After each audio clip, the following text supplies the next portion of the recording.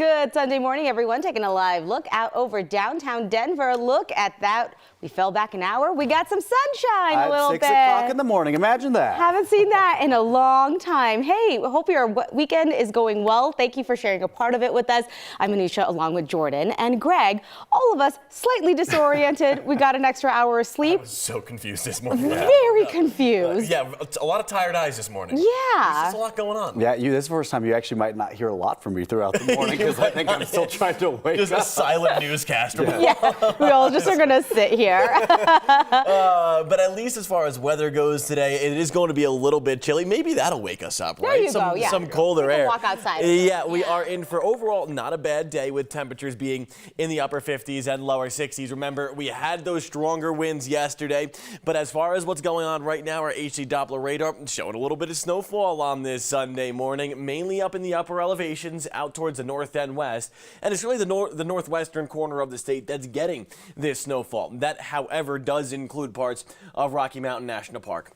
Currently, wind speeds anywhere between 10 to 15 miles per hour in Denver. Same thing goes for Colorado Springs and Pueblo. While gusts aren't going to be as strong today, they will still be relatively strong, up to 25, even 30 miles per hour. We just don't have the high wind warnings like we did yesterday at around this time. Currently on the chillier side, temperatures in the middle to lower 30s, right around freezing in Denver. Good morning to you. Lyman, we're sitting at 38 degrees. Leadville, even chillier at 27 degrees. As I said, our high temperature will top out in the upper 40s and lower 50s, but guess what? We could potentially be reaching 70 degrees yet again this week. I'll let you know when in my full forecast. All right, Greg, thank you very much. RSV cases are climbing across the state and has hospitals in overdrive now. Children's Hospital Colorado actually told us that they redeployed a patient care tent outside of the emergency department to treat patients that may not actually have an emergency.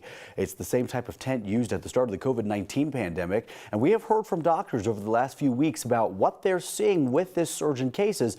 And this morning over on Channel 9, we're going to hear from some parents currently taking care of children with RSV. So Pfizer is working on an RSV vaccine for kids, but it's not going to be ready in time for this season's spike. The company says their experimental vaccine was found effective in preventing severe infections in infants. They gave the shot to expecting moms in a late stage during their second half of their pregnancy. The idea is that they would be passing along their antibodies to their babies. If approved, Pfizer's shot could be the first maternal vaccine available to prevent the disease in infants. Pfizer is planning to file for approval by the end of the year.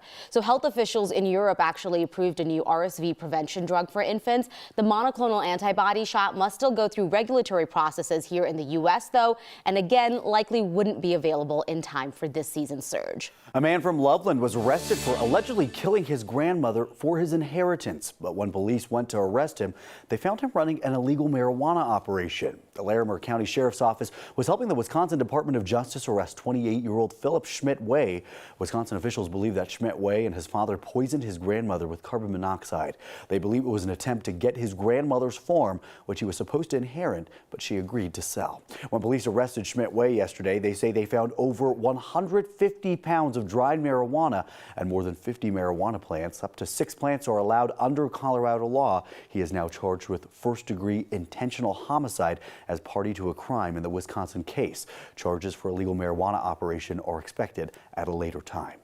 A bus full of people who are seeking asylum from various countries has now arrived in Denver. They come here after fleeing from Cuba and Nicaragua, Colombia, and Ecuador. They come here in coordination with nonprofit groups in Denver and in El Paso, Texas. The Denver Welcome Center group says they've been preparing since September, and in coordination with the city and county of Denver, they were able to set up a temporary shelter. They will be resettling in Silverthorne, Loveland, and Longmont, among other cities. The other half will be moving on to other locations. But the American Friends Service Committee says that 6 families will be resettling in Colorado. The plan to close 10 schools in Denver is now in the hands of the school board, and some school board members are very openly skeptical. The district is right now trying to solve a problem with declining enrollment. 9 News reporter Jennifer Meckles is showing us how the board and some parents are working through it. Denver's Colfax Elementary. Okay, so I got 4 boys, and all of them go to Colfax Elementary School. Is like a second home for its students and families. Families like Lacey McDonald's. The school is special to me because I put sweat equity in here. You know what I mean? Not only do my sons come here, I come here too. I contribute to the community. Colfax is one of 10 schools on the district's possible closure list. All have fewer than 215 students. This is, as you all can imagine, a very, very difficult decision. The school board gets the final vote, and for hours Thursday night, district leaders walked the board through the declining enrollment problem and the proposed solution to consolidate schools. And board members came with a lot of concerns about the speed of the process and how much the district involved the community. I'm still trying to figure out, before we move past here, how we can defend our process, because we have asked our communities to do this, sing and dance, show us that you're worthy. You know, it's up to 7 of us now. Do this and you may get to save your school. When we are repeatedly saying that we have not, on a variety of topics, have not had direct conversations with the impacted communities until we have come forward with the plan, that's district-led. That's not community-led. I cannot support the recommendation. I do believe that there are some really good pieces in it. While the decision makers debate in here, I mean, I really want Dr. Marrero to come down here and sit down with parents and talk to us in our face, man. families are asking for those conversations now. If you are a parent within the DPS system and you have some opinions about this, don't worry, you will still get a chance to speak to the board. There is actually a meeting scheduled for Monday, November 14th, just for public comment on the school closures. The board will vote on the school closures that same week, Thursday, November 17th. Yeah, so that night we actually didn't hear a single board member that night say that they think this is a good plan, but a few say maybe they'll be coming up with another creative solution. Well, Aurora is working on a new program to address homelessness, and if they have the space to help, we'll be taking a look at that on the other side of the break.